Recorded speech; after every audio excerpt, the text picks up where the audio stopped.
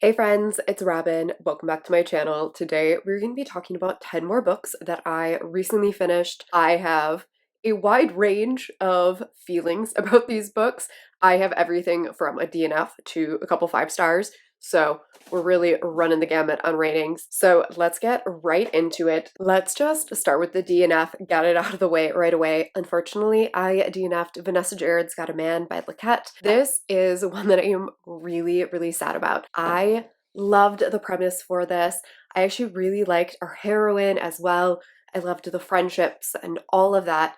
However, I just did not get on board, one, with the hero, and two, with the pacing. So in this, we are following our heroine who is recently-ish divorced from an abusive husband. He was emotionally abusive, and she is kind of learning to love herself again, like accept herself, come back to what she loves, refigure out who she is, because she has been in this extremely toxic relationship for so long. And while she is doing this, she decides to attend a meeting for recent divorcees, and there she meets these two other women and they form this amazing friendship, and I loved that aspect. The premise of this one says that our heroine meets our hero and the two of them have to work together to try and stop his sister from marrying our heroine's ex-husband. I got like 50% of the way through and we still had not gotten to that part of the book. I just could not get on with the pacing of this book.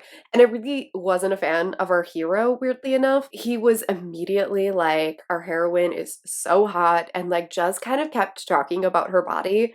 And I didn't get on board with it, which is unfortunate because, like I said, I really liked the premise and the idea of this, but unfortunately the idea exceeded the execution for me. I am still interested to read some more of this author's books because she does have a lot of indie published books, so I'm kind of curious to give those a read and see if it was just this one. Rather than giving it a low rating that it didn't deserve, I just decided to put it down. After that, I picked up Domesticated Beast by Onley, and this is book 3 in the Time Served series.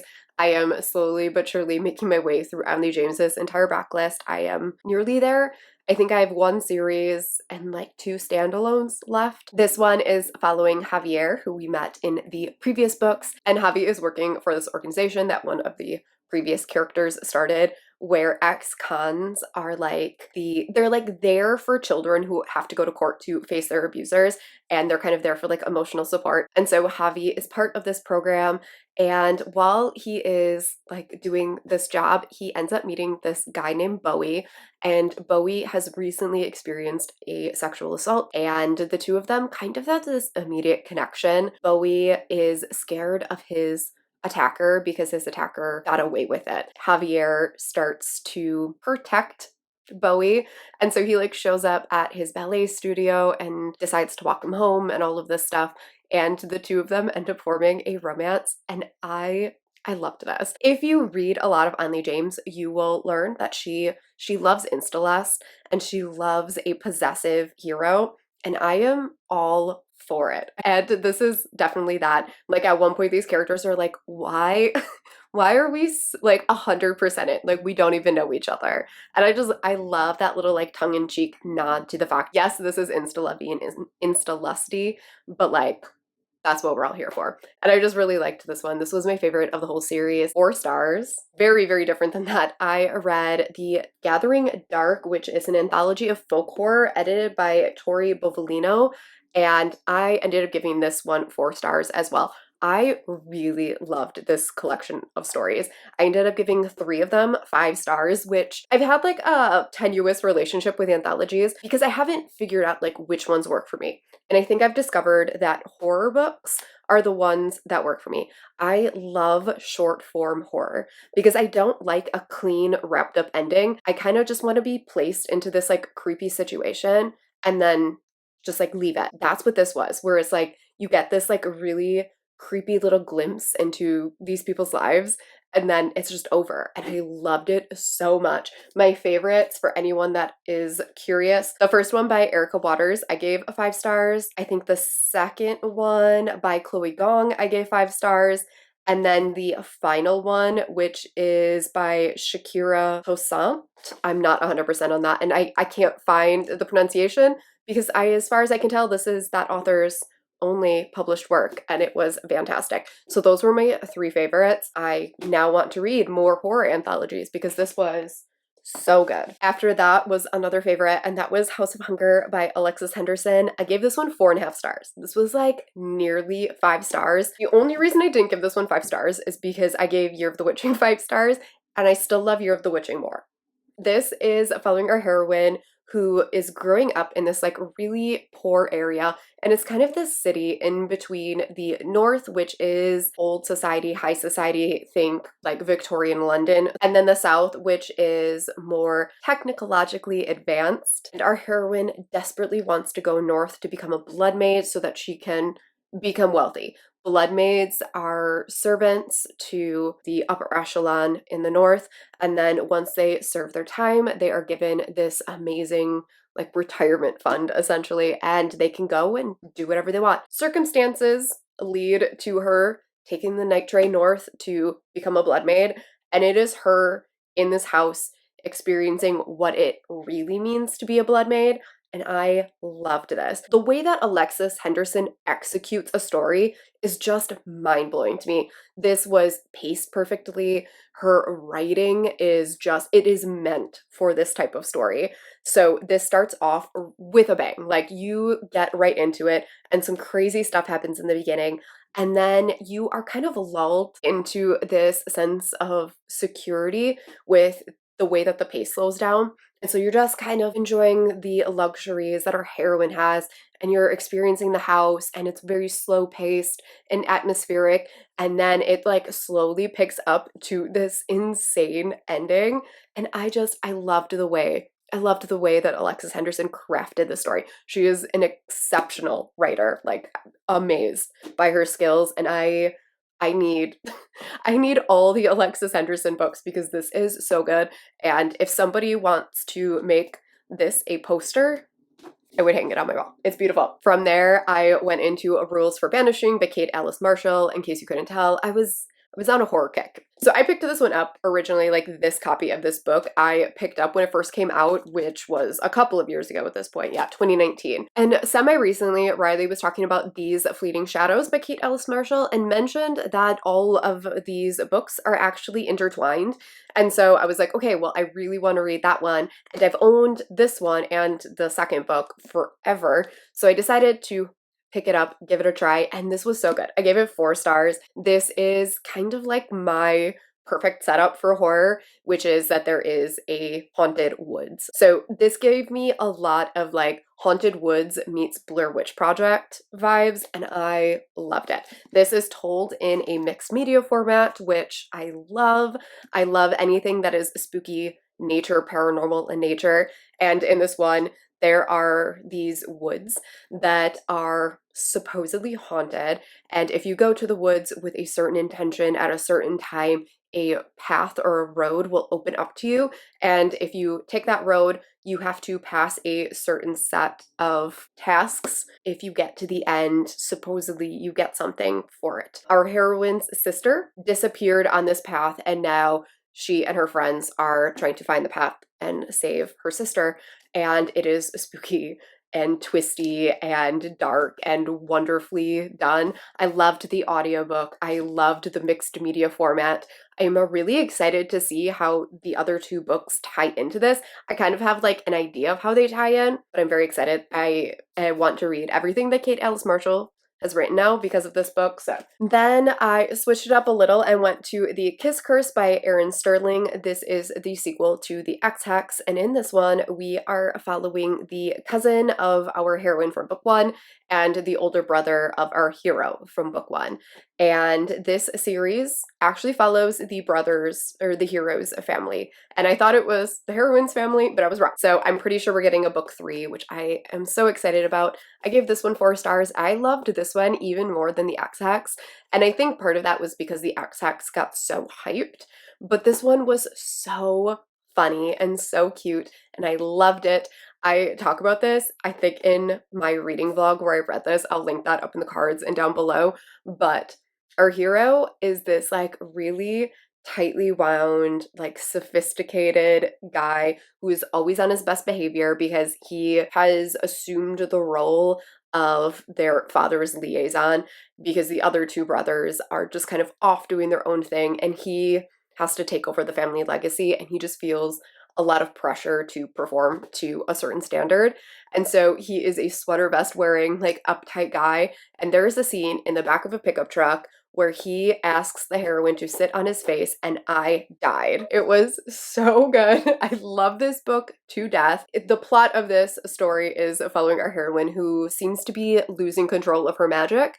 And at that same time, some new people have come to town, and the two of them are working together to try and figure out the mystery of what is happening to her magic, and are the new people somehow the cause of it. And it was really good. And the ending leads me to believe that there's going to be a third book, and I really hope there is, because I want the third brothers romance desperately. After that, I continued on with my witchy sort of vibe, and I read Wolf Gone Wild, as well as Don't Hex and Drive by Juliette Cross. So Wolf Gone Wild is book 1 in the Stay Spell series, and in this one we're following our heroine Evie and our hero Mateo. Mateo is a wolf, and for some reason Mateo can no longer shift into his wolf, and because of that his consciousness is now being inhabited by his wolf, and he can hear the wolf all the time. And the wolf has the most ridiculous commentary on everything, and he needs our heroine's help to try and break the curse on him. So Evie is a witch. She is known as the Hex Breaker, and the two of them are trying to work together to figure out why he can't shift, who is behind it, how to break the curse, and it is their super steamy and funny romance. I love this series. So right away I had to pick up Don't Hex and Drive, which is following one of our sisters who we didn't get a ton of in book 1 because she was on a trip, but this one is her and a vampire who have this really disastrous meet cute. He actually hits her with his car and breaks her bike, and she is very introverted and quiet and reserved, and he is very charming. And so she immediately is not about him, and he feels this really intense connection to her. And the two of them end up having to work together to solve a mystery about these missing girls. Girls are being stolen from bars. And because of our heroine's powers, she has the ability to, like, imbue life and strength into things. And because of that, she ends up being an asset to this investigation. And it is absolutely fantastic. I love this series so much. And I definitely want to continue on right away because I'm loving these. I love the audiobooks. The male characters are narrated by Aiden Snow, which... Then I read Wishful Thinking by Celestine Martin, and I'm giving this one 3 stars. I want to preface this whole review that I'm about to give by saying that I read a very early release copy of this. I got this for download quite a long time ago. And so I'm sure some of the things that I'm going to talk about are not a thing in the final release. So I just want to mention that because if this premise sounds interesting to you, I do not want to stop anyone from picking up this book, because I think that this book had a lot of really awesome things in it. The execution just didn't work for me personally. So this one is a really adorable setup. We are following this small seaside town in the Jersey Shore where paranormal creatures just live and exist in the real world. So it's kind of like a slightly alternate universe, and our heroine is a witch, and she is the oldest of 3 sisters, and she is now the matriarchy of the family after their grandmother has recently passed away. And she had a friendship, kind of almost romance, with our hero when they were in high school, and he is a merman, and the day of their graduation he just left. He up and left right away, and she was kind of heartbroken over him. Now he has returned for a visit, and the two of them end up meeting back up. He learns that his parents bought him a cursed house, and so he now has to take care of this cursed house, and he is trying to renovate it and fix it up so that he can sell it and go back to his life of travel. It is their second chance romance. This was such a cute setup, and I really liked both of our characters. I thought that they had good backstories and everything like that. I felt like our heroine was far more developed than our hero. Our hero's main personality point was the fact that he didn't want to settle down and that he felt like he couldn't stay in one place, whereas our heroine had a lot of depth and character to her, and I really liked our heroine. I really liked her relationships with her sisters, but I felt like the premise of this one is that our heroine accidentally curses herself so that she can't say no. And I felt like that was so underutilized. Like it was never really used or explained in any way. We get one little glimpse of her trying to say no and she feels like her tongue is swelling, and that is it. Like it's never addressed again. And I just felt like that was really underutilized. I also felt like this didn't have a very strong driving plot. It felt more like little glimpses of these two doing different activities. It didn't feel like it flowed throughout the story. And because of that, this sometimes felt like a slog to read. And that, again, that may have been a casualty of getting an ARC copy, so I don't want that to dissuade anyone from picking this up and giving this a read, because I have seen really good reviews coming in for this one. So 3 stars to this one. It wasn't my favorite, but I do want to read more from this author, and I'm really hoping she continues on with this world, because this was a very cool, fun world, and I really liked the atmosphere of this. And then ending with my favorite book of this video and of the entire month, and that was Spells for Forgetting by Adrienne Young. When I read the premise for this book, I knew this book was going to be a win for me. This is following an island that is magical. In case you can't tell, I really love that. At the beginning of this book, there is a fire that happens on the island, and it takes out all of the apple trees, which is kind of their big driving tourist attraction